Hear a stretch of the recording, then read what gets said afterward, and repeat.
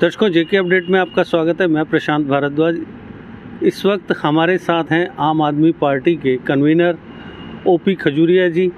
तो हम इनसे कुछ जो जम्मू कश्मीर के ज्वलंत मुद्दे हैं उनको लेकर चर्चा करेंगे और जानेंगे कि इनकी और इनकी पार्टी की क्या राय है। तो सर, आपका स्वागत है। धन्यवाद प्रशांत जी। सर, जिस तरीके के हालात जम्मू कश्मीर में बन रहे हैं उनमें जो सबसे बड़ा प्रमुख मुद्दा जो एक है वो बेरोजगारी, बढ़ती हुई बेरोजगारी। अगर हम आंकड़ों की बात करें तो जम्मू कश्मीर में जो बेरोजगारी की रेट है, अनएम्प्लॉयमेंट रेट है, वो देश में सबसे ज़्यादा है और नेशनल एवरेज से भी बहुत ज़्यादा है।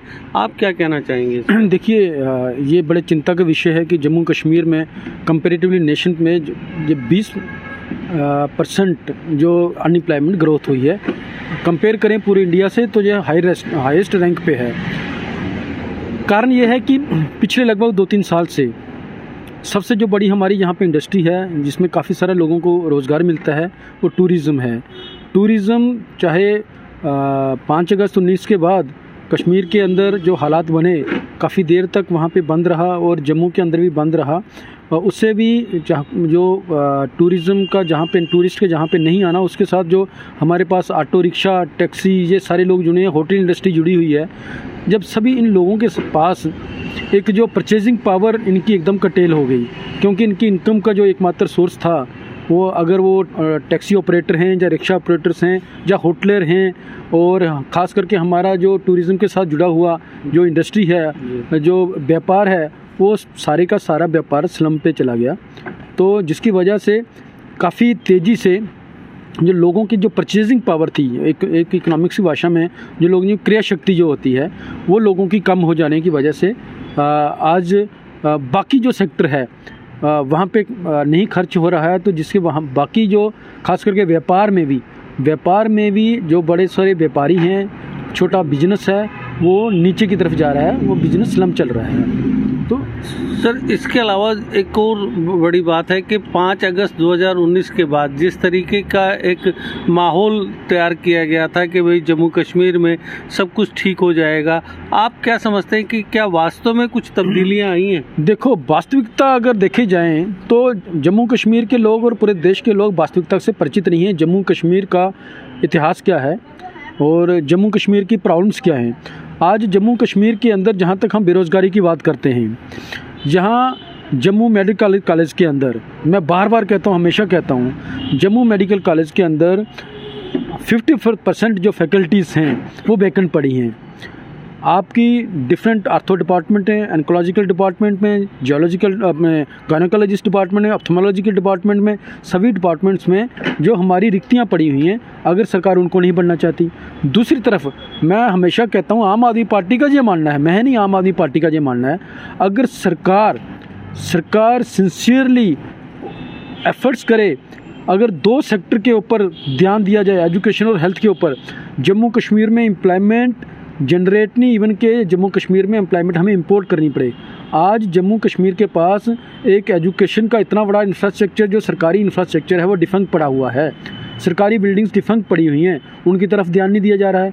अगर उनकी तरफ ध्यान दिया जाए, सरकार सिंसियरली, ये सरकार की इच्छा शक्ति हो, उसकी विल पावर हो, उसकी पॉलिटिकल इच्छा शक्ति हो कि हमें सभी लोगों को एजुकेट करना है, सभी लोगों तक एजुकेशन पहुंचानी है, क्वालिटी और फ्री एजुकेशन पहुंचानी है, तो इतना बड़ा इंफ्रास्ट्रक्चर जो है वहाँ अगर उसकी तरफ ध्यान देंगे तो वहाँ हमारे बहुत सारे टीचर्स चाहिए, वहाँ हमें लाइब्रेरियन चाहिए, वहाँ लाइब्रेरी असिस्टेंट चाहिए, वहाँ उन इंफ्रास्ट्रक्चर को तैयार करने के लिए हमें जेई चाहिए, हमें स्किल्ड वर्कर चाहिए, अनस्किल्ड वर्कर चाहिए। ये सारे के सारे अगर हम फोकस करें तो हमें बहुत सारी एम्प्लॉयमेंट वहाँ जनरेट कर सकते हैं। दूसरा, हेल्थ सेक्टर के अंदर भी हमारा जो पैरामेडिकल स्टाफ है, वो सारे का सारा पैरामेडिकल स्टाफ हम यूटिलाइज़ कर सकते हैं, यूज़ कर सकते हैं।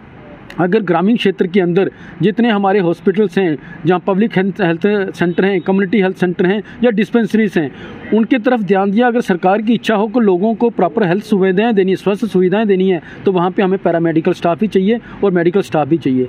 तो वहाँ भी हम बहुत सारी एम्प्लॉयमेंट हम वहाँ जनरेट कर सकते हैं, एडजस्ट कर सकते हैं। हमारे अनएम्प्लॉयड डॉक्टर्स हैं, जो वो वाले डॉक्टर्स जो जम्मू कश्मीर से बाहर जा रहे हैं, वो वाला पैरामेडिकल स्टाफ जो जम्मू कश्मीर से बाहर जा रहा है, वहाँ पर उनको एडजस्ट कर सकते हैं।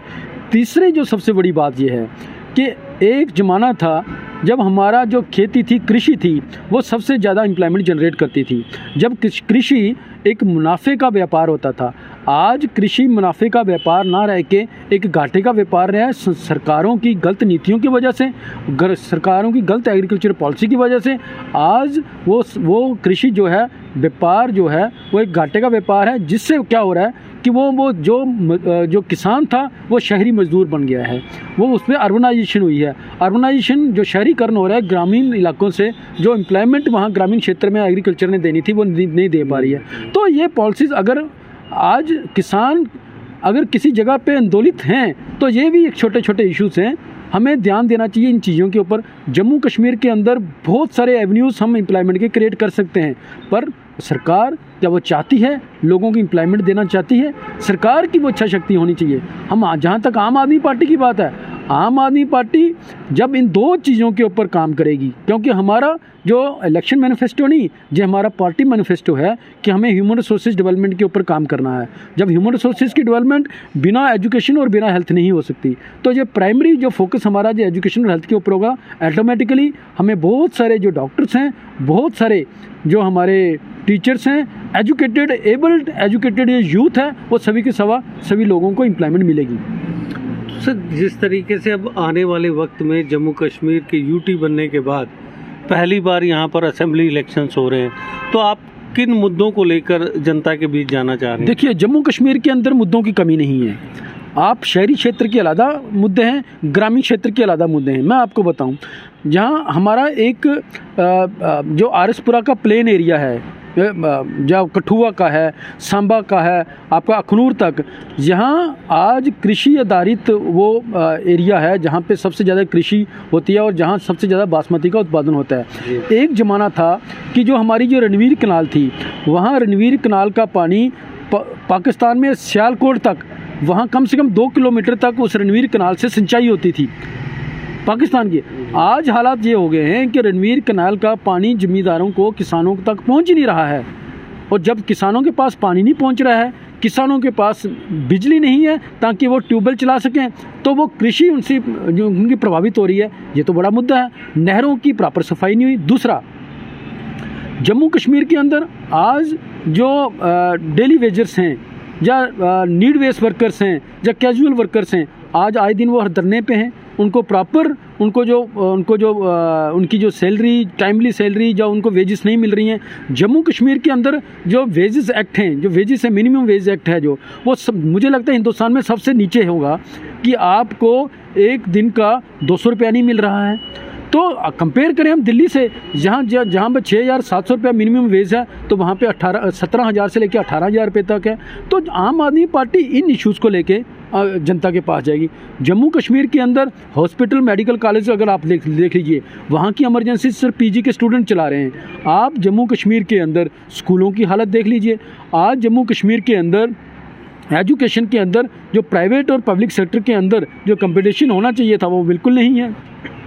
आज जम्मू कश्मीर के अंदर आज पीओजेके के जो बहुत सारी एक विस्थापित सेक्शन है, उनके इश्यूज़ हैं। आज जम्मू कश्मीर के अंदर बहुत इश्यूज़ की जहाँ पे कमी नहीं है, कमी है एक सिंसियर एफर्ट्स की, वो जो सरकार नहीं करना चाहती। हाँ, कि आर्टिकल 370 खत्म होने के बाद, जम्मू कश्मीर यूटी बनने के बाद, लोगों को एक बड़ी इच्छाएं थी, लोगों की एक ये थी कि जम्मू कश्मीर में एक बड़ा बदलाव आएगा। वो बदलाव तो कहीं दिखा नहीं है। उल्टा क्या हो रहा है, आज जम्मू कश्मीर के अंदर बड़ी किस्म की अट्रॉसिटीज़ बढ़ रही हैं, चाहे वो स्टूडेंट्स के ऊपर हों, चाहे वो यूथ के ऊपर हैं। अट्रॉसिटीज़ का मतलब फिजिकल अट्रॉसिटीज़ नहीं होती है, उनकी मेंटली हरासमेंट हो रही है।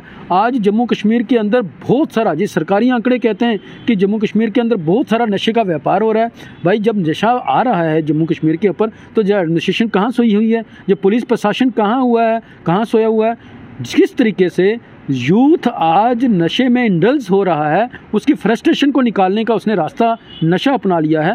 इस तरीके से वो यूथ, क्योंकि यूथ को डाइवर्ट किया जा रहा है कि यूथ नशे में लिप्त रहे और वो आंदोलित ना हो।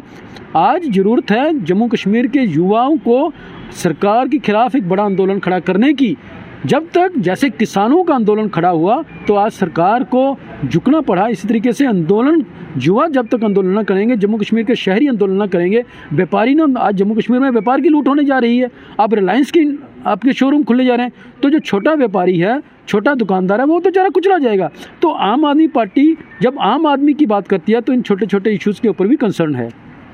Thank you sir, thank you so much. धन्यवाद जी। तो ये थे ओपी खजूरिया जी, आम आदमी पार्टी के कन्वीनर, जिन्होंने बताया कि जम्मू कश्मीर में समस्याओं की कोई कमी नहीं है, कमी है तो सिर्फ गंभीर रूप से उन पर गौर करने की और उनको दूर करने की।